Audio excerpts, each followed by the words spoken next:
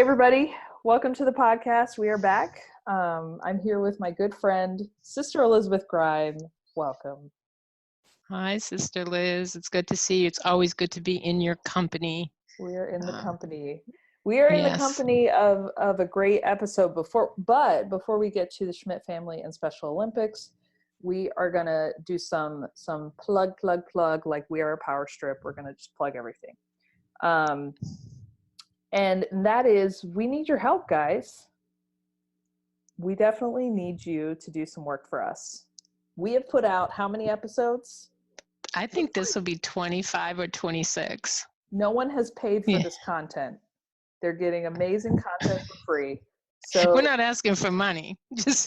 We don't ask for much around here. We don't, no. Just tell us whether you like it. No, tell us that you like it. Yeah, don't tell like us it or not. if you don't like it. No, do tell us what we can do to improve. I'm all about that. I know Sister Liz is not real crazy about criticism, but I'm open to constructive criticism. But I also think, that send us some emails. Let us know what you want to hear. We really want to know, how we can make it better, and what kind of topics we can do that will, really excite people. Yeah. And the ratings and reviews, that is huge. It helps people to get to know us who may not already know us. And then also, the easiest thing is to just screenshot the episode and text it to somebody that you know, or to post it on your Insta or your Facebook for the old elders in the crowd who still use Facebook. Or TikTok. I'm throwing TikTok out there because apparently that's a thing. That's what they say. Well, I also would like to kind of call out our sisters and the other people we know who are listening. Some of the women in discernment, some of our sisters, who are in our communities of prayer. That they're listening, and I'm so excited about that. You can't go to a meeting or something when someone doesn't come up and say, "Good episode." I'm like, "Oh, that is so cool."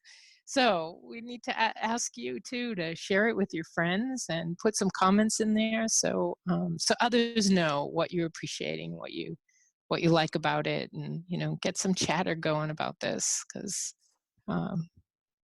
we're having a good time. We are. Yeah. And the thing is, it would be okay, if it were just us. We get enough feedback, I think, verbally from people that just see us and say, "Oh, wow, that was a good one," which is exciting. You got to mean it. It's a good plug, and it makes you feel good, but in order to get even more listeners and people who, might really enjoy what we're doing and enjoy it as much as we do, we need to use the system, and the system really calls for interaction, and that's what we want. Absolutely. We want some interaction. Yeah. 100%. Now, all right. Well, there are all the plugs. I think we've just exploded the power cord. All the plugs are in. We have a great episode for you to listen to. The Schmidt family. It is Nancy and her 2 kids, Michael and Andrew. Michael is a special needs guy, and Andrew his brother, and they are just telling their story and sharing about the awesome stuff about Special Olympics. Yeah, it's a great interview. We're just going to go right into it because there's not much we can add to it. It's just beautiful. It's a really good job. Sister Liz and Schmidt family did great. Thanks, everybody. Enjoy the episode.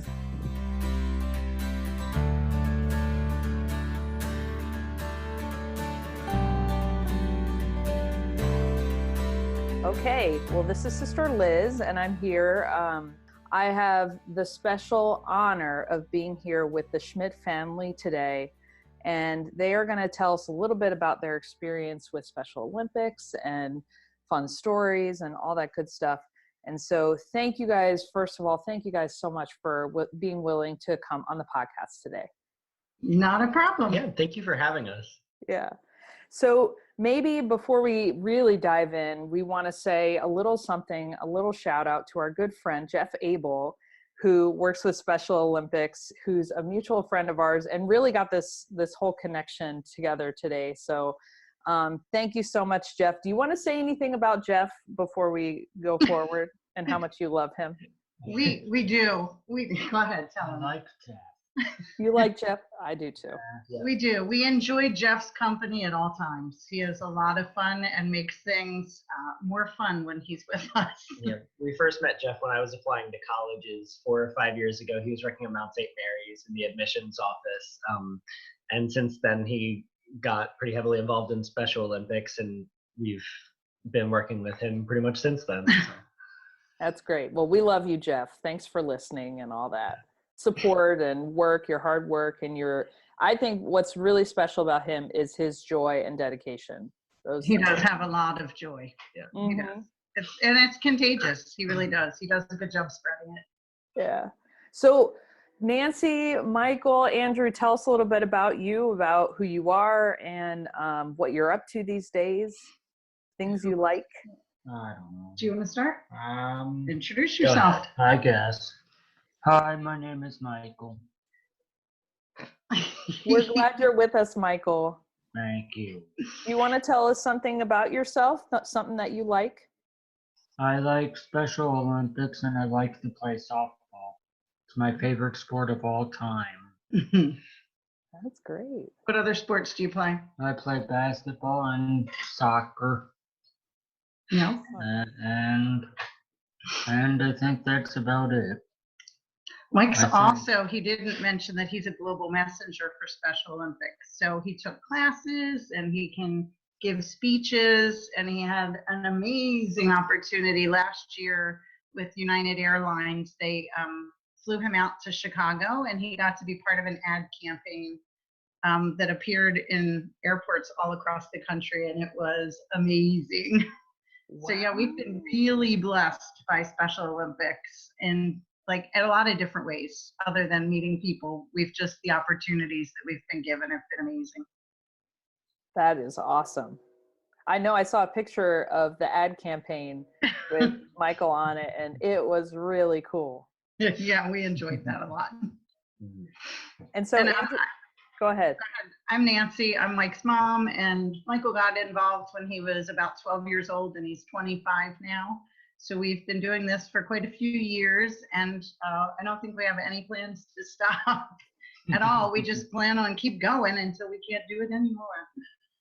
That's awesome. And Andrew, tell us about yourself. I'm Andrew. I'm Mike's brother. I'm 22. I've been involved with Special Olympics not quite as long, probably 6 or 7 years, you think, as a unified partner. I played soccer and basketball during most of that time, and recently my mom Nancy and I started a flag football team in Harford County, Maryland, which is not something we've had before. So we got that program up and running. And she also didn't mention, because she's so humble, that she's coached the softball team. She's been the head coach of the softball team for probably the last 5 to 10 years. Yeah. It's been a while. And she really does a lot for helping Special Olympics Harford County run.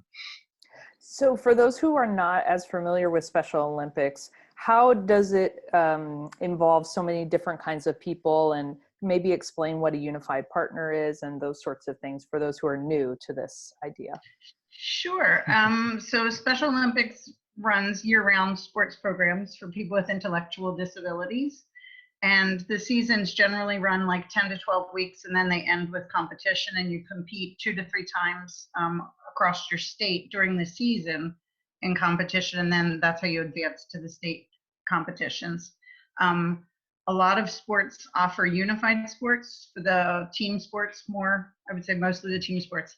And the unified sports are typically, you have typical peers that compete on a team alongside of athletes with an intellectual disability. So it really works on building community and people engaging instead of just kind of standing on the sidelines and watching what all the Special Olympics can do, the Special Olympians can do. You have that opportunity to really be on the field and play together as a team, which has been great for our family especially. We've really had a great time with unified sports. And so which ones, Michael, are your favorite when you do it together, unified? Basketball is fun. And soccer's fun. Mm-hmm. Yeah. And That's it pretty much for you okay. that you've done. Yeah. Yeah. We really, so a couple times we just try to pitch in our county, like wherever the needs are, we've always filled in. And then I think it was 2 years ago, we said, hey, you know what, we'd really like to be on a team together for a change of pace. And so we joined a basketball team, and Andrew and I have another son, Daniel, and my husband, Mike, that couldn't be with us today. The four of us were partners on Mike's team as a unified team. And then our team won a gold medal that year. And then we actually had the opportunity to go out to Seattle to the USA Games. And so that was amazing. And especially it was really unique to be the family on the team that got to go. We really had a good time with that. So you've traveled a lot with this. We did. We traveled, Mike and I traveled in 2014 to New Jersey for the USA Games. And we thought that was a once in a lifetime kind of selection process, because it's hard to get picked, because you have to win a gold medal in the year preceding the USA Games, then you have to be picked, then you have to be able to afford it as a county. And so yeah, to get picked twice, we were pretty amazed. So we've been for softball to the USA Games, and that was a traditional team of all athletes. And then in 2018, our basketball team got picked, and we did the unified basketball. Amazing. What's that like for you, Andrew, getting to do some of this stuff? It's been a really great experience. I can't honestly really even say how much it's been, because it started out as like, oh, I get to hang out and do stuff with my brother and do some community service. But it's become this whole other thing where it's really just as enriching for me, if not more so than the athletes I'm going there to volunteer with and help. It's become an experience for me that has changed me a lot and made me a much better person. And I can't really even just say enough about how much joy you can obtain from volunteering with a program like this. Because like, I'm very busy. I work all the time. I was going to school full time for 4 years, and now I'm working on my master's degree. And so it was always like, oh, like I have to go to soccer practice tonight. I'm so busy. Like I don't really want to go to soccer practice. And then you get there, and it's just such an uplifting, wonderful experience. So And so I think for people who are not involved in that kind of service aspect, or haven't been transformed themselves, have you seen others who are maybe new or don't know much about it and see how they've been transformed by being involved? yeah, I mean, it hasn't been a lot of experiences, because we've had a number of people who will come in and stay for a very long time. And so we have less like new people, but on the occasion that we do have a newer partner, it is really a good experience to see them come in. And a lot of times our new partners have had experience with Special Olympians in the past, so it's not as much of a change. But on occasion you will see somebody come in who doesn't have as much experience, and to see their mentality kind of not shift, but to see them grow in their knowledge of people with special needs is really quite amazing. And I think a lot of times too, people's knowledge does shift, because many times people have the misunderstanding like, oh, Special Olympics, this is going to be like slow, and this is going to be, and we have across the state, when we go to competitions, we have people that are at all levels. There are people that I could not keep up with. If we play basketball, it's on a low team, because that's where I need to be.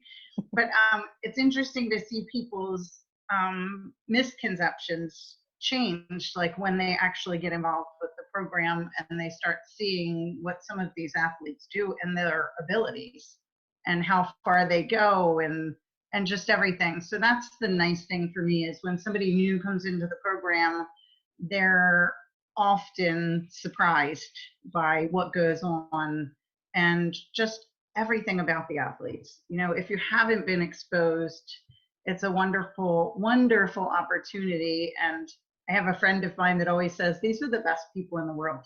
Like, we get to hang out with the best people in the world. And I think the common theme, at least when I talk to people who have special needs kids or they're involved in Best Buddies or Special Olympics, the term I always hear is joy. Yes. And how much joy people have, and seeing the athletes succeed in those things and win and, you know, compete and make friends. There's so many beautiful aspects to it that I guess most people don't know about, maybe just because they've never been exposed to it. Right. And so for you, Michael, do you make a lot of friends with Special Olympics? I've made 5 or 6 over the years. Mm-hmm. I think there are a lot more than that. 5 or 6 very close friends, probably, Yeah. but he's made a lot of friends over the years. The 5 or 6 are the friends that we hang out with and do things with and see each other like once a week at least. And we're like, oh, I missed you if we didn't see him. So yeah, there are his close circle of friends. But That's yeah. wonderful. And what kind of support do you guys feel like you get from the other families involved? I think it's been nice for us, especially to be able to interact with other families that have kids with special needs, because as parents, it almost gives you like a built-in support type of group that you can, you know, talk about Social Security or other programs, or what is your son or daughter involved in, and what did you like about this service provider versus that service provider. So it's almost like a built-in support program, at least for me as a parent. I mean, it's been encouraging to see so many people so involved, especially with their kids being involved with Special Olympics, because, you know, you do hear stories of kids with special needs who aren't taken care of by their parents as much, or don't get those opportunities to come out and play Special Olympics, and to see positive examples of this is how you can live your life with a child with special needs. Like, that has been very inspiring, definitely. Because for some people it seems very, they just think of the difficulty of it, or the challenges that come with that. But at the same time, everybody's life has challenges. And so That's true. Absolutely. there's a quote by, I don't know if you guys are at all familiar with the L'Arche community, but Jean Vanier, who's a very famous Christian guy, he always said, some of our disabilities, everybody has disabilities, and some of them are on the outside. And so, you know, I think sometimes we take for granted that, oh, well, I have these gifts, or I'm quote unquote normal, you know, and the rat race of society and all that kind of stuff. And the focus is on success or money or having power. And yet, you know, the reality is that really it comes down to peace and joy and service. And at least for me, you know, when I work with folks who have differing abilities, it reminds me of the things that are really, really important. Yeah, very quickly. I think it very quickly brings that into focus.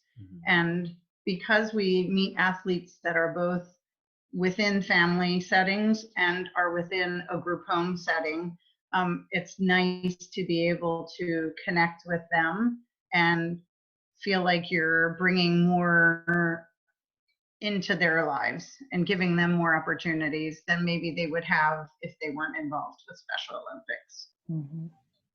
What can you tell us about Michael himself that you really love about him? I would say his sense of humor.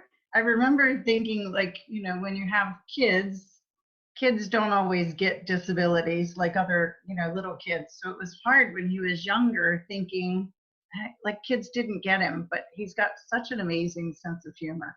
And he loves to write stories. He writes great stories. And he's learned to type on his computer. He used to write them in books. We have books full of them. But he loves to do stories, right? What else, Andrew? He loves to drum. He loves music. He's very musically inclined. Loves his drums. I really appreciate about Mike his competitiveness with sports. And the fact that he always goes out there every time he plays and just has fun and does his best, and it's fun to see, especially with softball. He's really good at softball. So how is your life different and better because he's in it? Ooh, the tough questions. I talked to another dad of a Special Olympian, and he was saying to me, his son has Down syndrome. And he said to me, when he was born, my dad said to me, I know it's tough now, but this kid is going to take you places, and you're going to meet people you never would have met if you did not have this kid in your life. And I thought, that is so true. It's if he had been born differently abled than he is, I feel like it wouldn't be Mike. Like we've talked about that. He said to me, when I go to heaven, I'm going to, all my disabilities are going to be gone. And he's like, that's going to be weird. And I'm like, but it's still who you are. You're still Michael. It's not your disabilities that make you. And I think we're better people for it. I think it is, Mike is our oldest, and it was challenging. He was really sick when he was born, and he spent 6 very long months in the hospital. And I just think everything that happened, God really just brought things perfect for our family. Mm-hmm. Like the way it all came about, it's just perfect. And my other boys are so close and loving with him. Andrew was talking about me before, so I'll give him a shout out. When Andrew was looking at when he was looking at colleges, he either was going to go to Mount or he was going to go to Stevenson, and he was like, if I go to Mount, I can't do Special Olympics with Mike, and I won't be there with Mike to hang out and do stuff. And that's just how they are. Like they just are very tight as the 3 brothers, and very compassionate and thoughtful of each other. And it's important to them that they take time and spend with Michael. And Special Olympics allows them to connect on that playing field, which has been really a big gift for us. And I will also say, from a personal and faith standpoint, Mike was my confirmation sponsor because, when I was growing up, I'm still growing up in ways. We all are, don't worry. Coming through high school, or coming through my earlier years in high school, Mike was the biggest inspiration for me in my faith, because he has that childlike faith that we're called to have, and you don't see a whole lot. And the fact that he has dealt with so many obstacles and things he's had to jump over and still kept such an inspiring faith has really been something big that's helped me with my faith life. That's absolutely beautiful. That is really, really nice. So what would you say to people who maybe are not at all familiar with people with special needs, don't know anything about Special Olympics? What would you want them to know about your experience? I would just encourage people, consider stepping out of your comfort zone, because it would be a comfort zone at first for some people. If you can be open to a new experience, if you haven't had any, it is the best. It's the best. I think Andrew said it before. We always kind of, sometimes, you go through your day and then you're like, oh, we have practice tonight. And you kind of half drag yourself there, and you come out and you are so uplifted from just hanging out and laughing and enjoying the best of the best. It's just joyful. Yeah, they're very, very joyful people. And for you, Andrew, what would you want people to know? I mean, I think my mom said pretty much everything that I think about it. It's just giving things a chance and not shutting yourself off from an entire wonderful community of people just based on your preconceived notions about them, or the way they look, or the way they act, or anything. I guess that not judging a book by its cover thing, because many people will see someone with special needs and they'll say, oh, like, I feel so bad for them, or I'll pray for them, or but they don't get involved. And they also don't realize that, I mean, like we said, they're some of the best people in the world, and you really can't replace that with oh, I feel bad for them, because they don't want you to feel bad for them. They want you to know them and to be involved with them and to become their friend. That's really right. They want exactly what we all want. You know, they're looking for people to hang out with, people to do stuff with, people to share life experiences with. And it is amazing too. I think sometimes, like you were saying, in our normal world, we're like, oh, I've got to do this, I've got to do that.